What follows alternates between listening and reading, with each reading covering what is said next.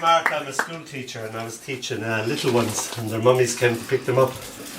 And I knew I was getting fat because the little girl turned to me and patted me on my belly and said, "Oh, Sarah's having a baby." Out of the mouth of babes, that's how you knew. And she was so sincere. It's terrible to see a grown teacher cry. I was reading a book of lectures on early Irish poetry, and that's how I found myself wandering around in the 9th century, picking up fragments of time when the news of David Bowie's death came true, unbelievably so. And so it was that he got this very Irishy poem. The book is by Frank O'Connor, the famous short story writer, and it's called The Backward Luck. So the poem is called The Backward Luck. The blackbird leaves a note pinned to the sky, that blue beyond blue, the tide of the moment turning, turning, time like apple blossom falling through my mind, the little boy unable to believe that this day is not made of forever, and only now I walk back through myself to unpin the note the blackbird wrote, with his voice still pinned to that self-same sky.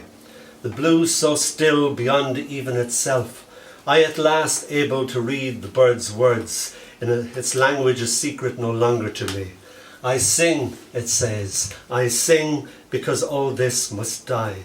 I sing the moment's tide, it's turning, always turning, its throat full of song, glorying in being alive for this one eternal moment. Thank you.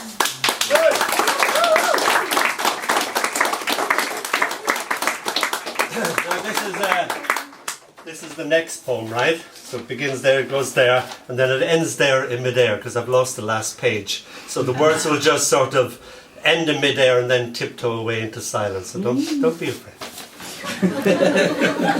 It's called the Lost Moments of Childhood Return. I've got all these memories before I had words to express how I felt. Obviously I could still feel it without being able to say it. So all these little moments come back. They're totally irrelevant and mean nothing to anybody except me because they're just my impressions.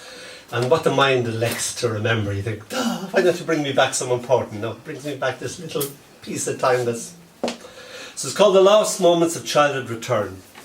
The trees stop running, the hills slow down, the station arrives at the train.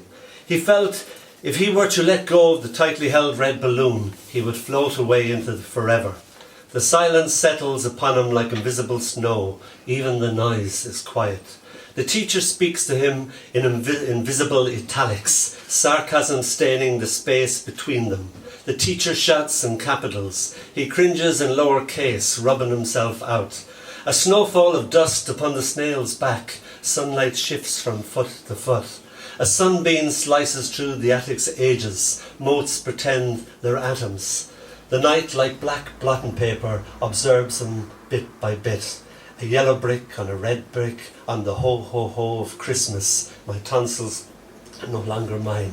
He lives in the space between second and second, playing hide and seek with time.